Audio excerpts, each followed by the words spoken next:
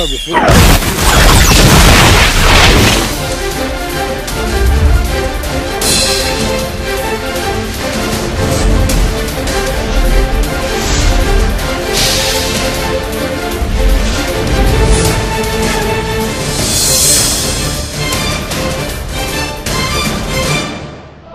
chers spectateurs et écouteurs,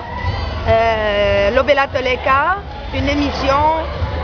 très énergique, il faut bien écouter et suivre, il y a toujours les nouveaux, suivre sur YouTube et Twitter, c'est génial, je vous aime, I love you.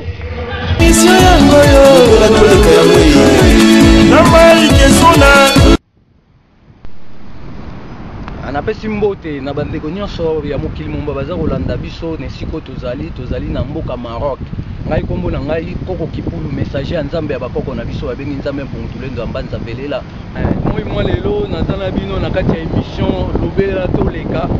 Naye kotalisa bino nde nauti koloba na première présentation qui est non, naye kotalisa bino la prophétie, il y a parole prophétique, il y a le prophète noir. Na réalité soki totali na bozindo tomona na réalité message na ngai lelo ezali kolobela mingi biso loposo moindo ya mokili mobimba esengeli toyeba Nzambe po bakoko na biso basambelaki. Ça veut dire Nzambe aza moko mpona tous les peuples du monde, mais chaque peuple aza na façon ya kosambela Nzambe na façon ya kobenga Nzambe wana selon minoko na minoko na maele ya bwanya na maele oyo Nzambe apesaki na bakoko na biso.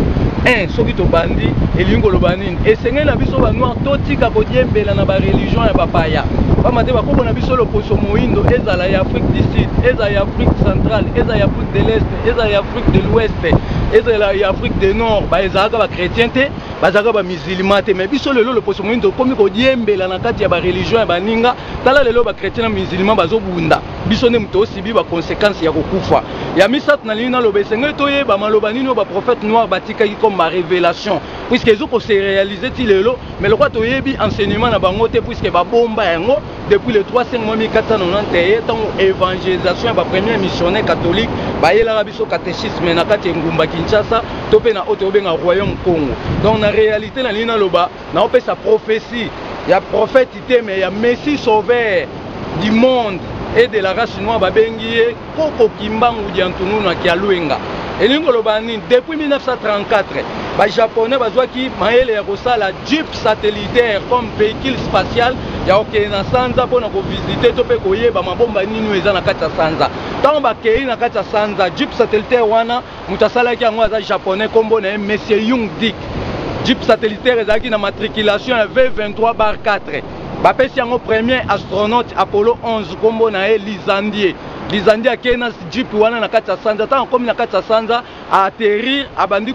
kotambola na kati ya sanza akekuta na libanga. Libanga bomona na ngomba ya mangenge ngeo ezaka na Congo Kinshasa na kati ya sanza pe libanga bongo ya munene ezali babengi yango o tozo benga Jasper Kimberley en diamant. Tanga kuta na libanga na akangami alimwa kuna na jeep wana ti lelo azonga te. Après baye kotinda deuxième astronaute babenge Apollo 12 kombo na monsieur Serma Schmidt. Tango akei susu na deuxième jeep kuna likolo abandi kotambola nde akekuta su na libanga ana. Tango kuta na libanga ana aye komona mutu mwindu moko bimele na kati ya sanza kombo na Kimbangu tala mbinga nzoto ba poil. Ayebisa lobi mwana nazozongisa wana mokili esiko uti mekende koyebisa batu tala makambu koya na mokili ezali makambu boye. Ça veut dire Kimbangu akangaki jeep wana na kati ya sanza pe abwakaki astronaute wana koyaki na Lubumbashi. Ayaki na témoignage ya photo au Kimbangu asekwaka na le 11 mois 1921. Abapesaki yango a partir sanza tango ya la question papa Mobutu atuni papa Mobutu soki yebi mutu azanani papa Mobutu abisa c'est le prophète Kimbangu nde astronaute wana akangaki bisaka ya makambo wana abakena yango na Amérique nde lelo babimisi babalusi na bandenge na bomba babimisi biso obozoka l'apocalypse. Ça veut dire Kimbangu ne mtaloba ke nzale koya na monde entier puisque mundele akoti na système ya kosala ba produits chimiques ya kokolisa biloko mbangu et kopesa batu malade étouffement ya climat et ko chauffer biso batu déboisement ekopesa oyo tozokobenga passage ya moi abetaka biso direct. Ok, nzambe ntango asalaki mokili na ye atiele biso banzete mpona nini eabsorbe capacité ya chaleur, donc to bénéficie yango na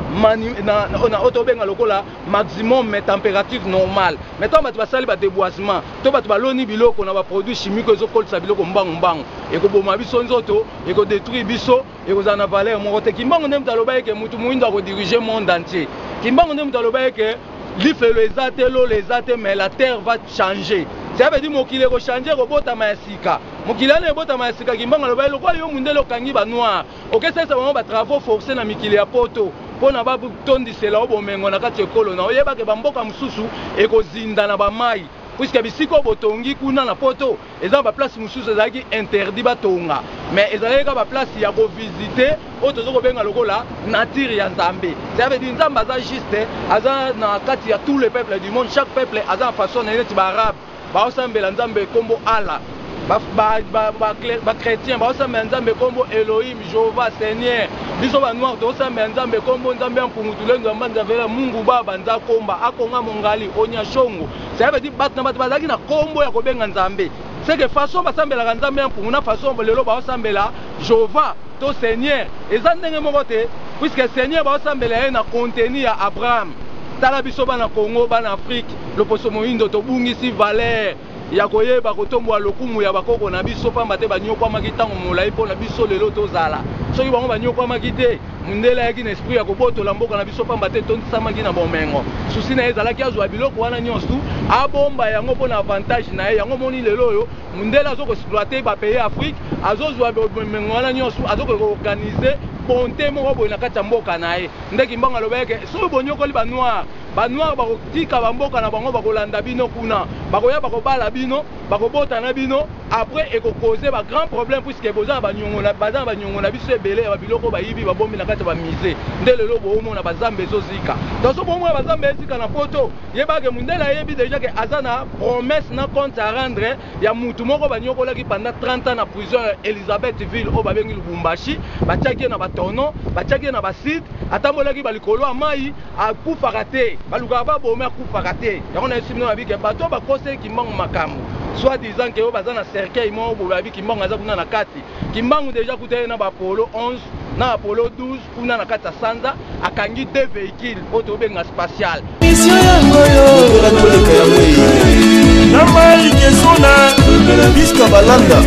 ya bino yango yo tala ba arabe ba poser alphabet na bango na ba clavier ordinateur. Ndenge mo pe ba français ba poser pe clavier, siko ba chinois pe ba poser clavier na bango na ba lettre alphabétique na bango na kati ya auto benga ordinateur. Yo africain, yo congolais, bo moto no eza wapi? Lokumu no eza wapi? Kaya kolanda baninga, kotala ka baninga basalaka. Yo bongisaka. Tolembi da makambo wana donc réalité est déjà que Kimbangu ndaloba eke ndale ekota pendant 25 ans na monde entier. Akozikisa bazamba musu na poto pona kobenda chasseresse. Mundele akolinga aya ko exploiter Afrique pour la deuxième fois puisque mais akokate puisque akokuta déjà que esprit ancestral est vendu. Pe mundele ke ndoko sala ba armes lourdes o ebomba mina kati ya États-Unis d'Amérique na ba bombe pour préparer guerre de la faim. Oh, Apocalypse c'est sabino que il y a fin du monde to otozobenga jugement dernier. Et ça jugement dernier et ça fin du monde dit mokili ekufate bananza masa mokili abomana mokilité aotika la pe oboma mokilité puisque asala yo mutu ozala vivant ozala bo mo ipona lokumu na Nzambe yebana na kati ya mokili so mutu azate Nzambe pa ozala valeur te akoyebana pete. Ça veut dire Nzambe bandaki na mokili na banyama na biloko nyonso tu mais mutu ayaki koya mais azalaki très utile pe bapesaki nguya ya kokonza biloko nyonso na voie naturelle ezalaki na ba voie ya artificielle te o lelo epesi ba dégâts yango mo biso batu mwinto komika ko bakoko na biso basala rien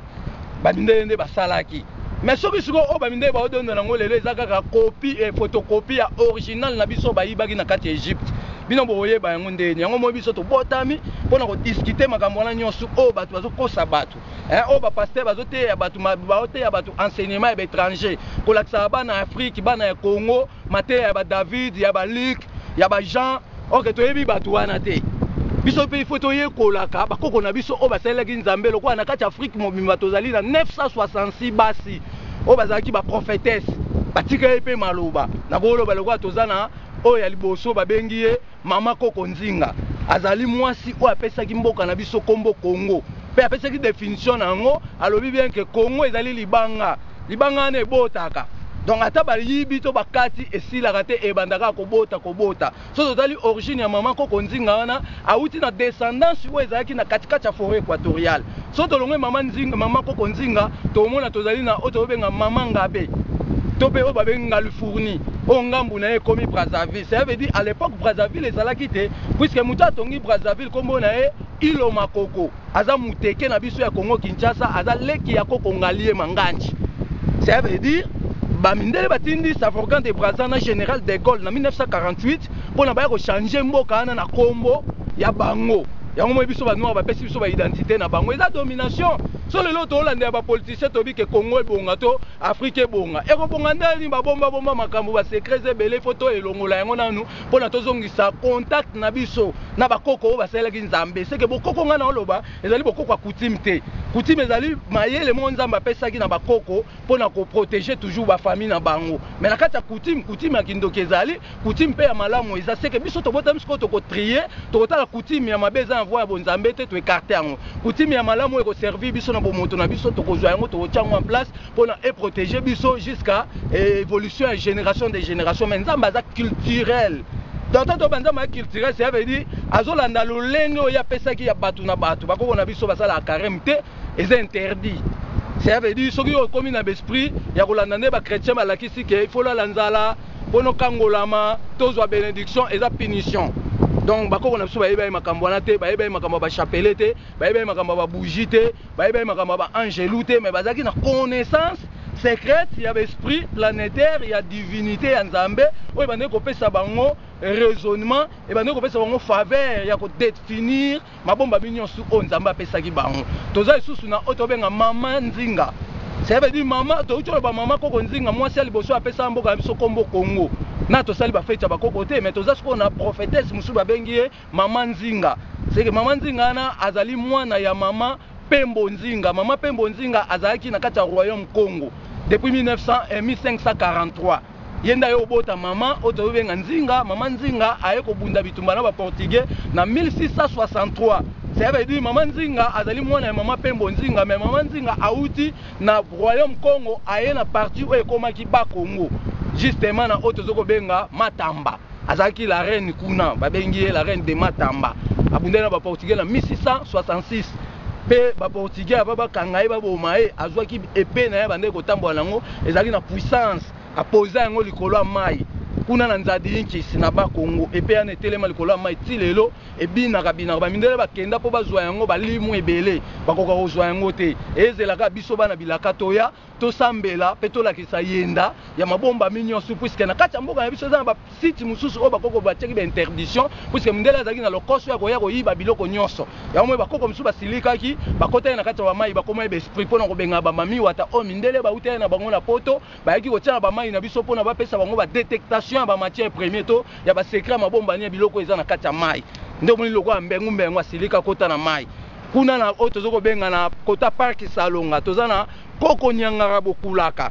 wa nyokoli ba mindele ti lelo acha barrière na kati ya mai ya Salonga pona ba mindele so ba na park Salonga balimba yiba akangaka ba bateau place wana abungisa pe makamu nyonso donc na ucholo ba ke mama Koko Nzinga azali pe moko ya ba prophétesse nazana oyo babengi Balkis Makeba. Donc Balkis Makeba oyo boyoki azalaki mwasi ya Salomon ça veut dire autaki na kati ya Ituri aza Éthiopien te ababa ke na Éthiopie auti na Ituri tant babala na Salomon bakei na eti na Éthiopia à partir de Éthiopia bano bango baboti na Salomon nde babimisi ba oto benga ba Somalien na manilotique donc iso bolimbo ba continuité de programme ya makambo tozoloba tozana bino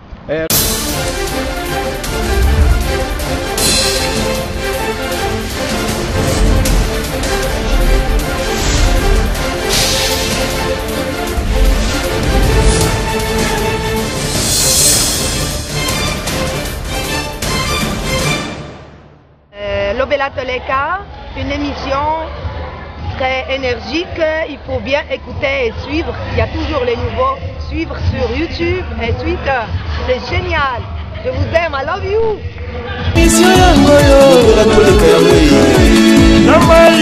kesona biska balanda